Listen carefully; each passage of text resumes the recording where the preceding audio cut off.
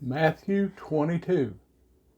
And Yeshua responded and spoke to them again by parables and said, The reign of the heavens is like a man, a sovereign, who made a wedding feast for his son, and sent out his servants to call those who were invited to the wedding feast, but they would not come.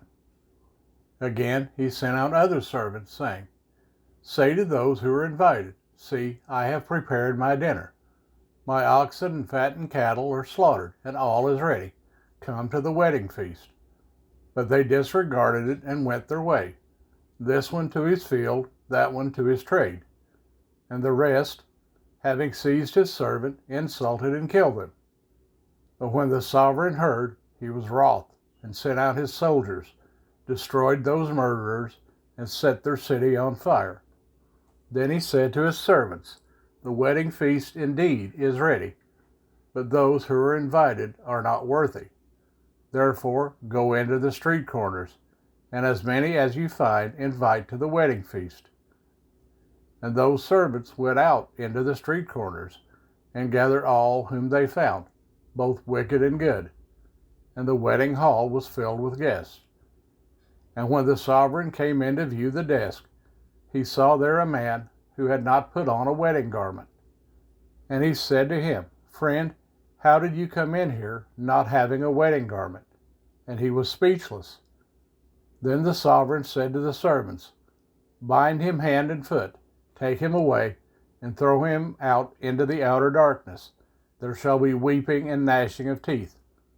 For many are called, but few are chosen. Then the Pharisees went and plotted how to trap him in his words. And they sent him their taught ones with the Herodians, saying, Teacher, we know that you are true, and teach the way of Elohim in truth. And it does not concern you about anyone, for you are not partial to any man. Then say to us, what do you think? Is it right to pay taxes to Caesar or not? But knowing their wickedness, Yeshua said, Why do you try me, you hypocrites? Show me the coin of the tax. And they brought him a silver piece. And he said to them, Whose likeness and inscription is this? They said to him, Caesar's.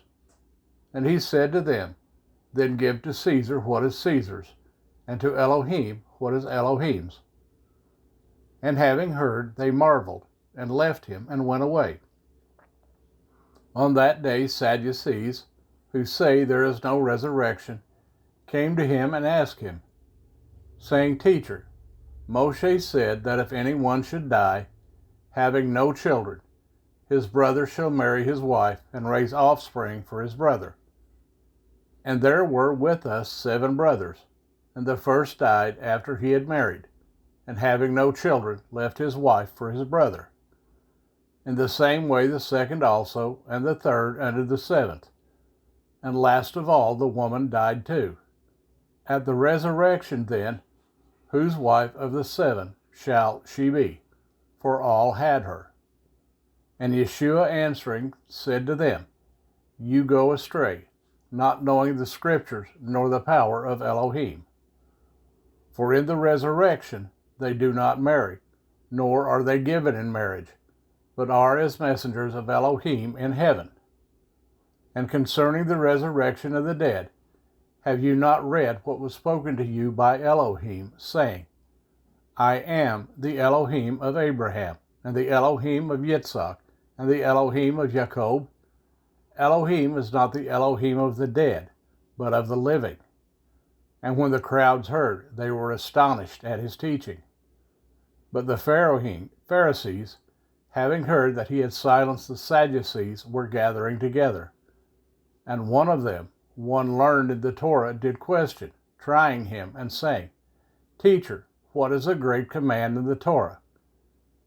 And Yeshua said to him, You shall love Yehovah your Elohim with all your heart, and with all your being, and with all your mind. This is the first and great command. And the second is like it, You shall love your neighbor as yourself. On these 2 commands hang all the Torah and the prophets. And when the Pharisees were gathered together, Yeshua asked them, saying, "What do you think concerning the Messiah? Whose son is he?" They said to him, "The son of David." He said to them, "Then how does David in the Spirit call him Master, saying, Jehovah said to my Master, Sit at my right hand, until I make your enemies a footstool of your feet? If then David calls him Master, how is he his son?" And no one was able to answer him a word, and from that day on, no one was bold enough to ask him any more questions.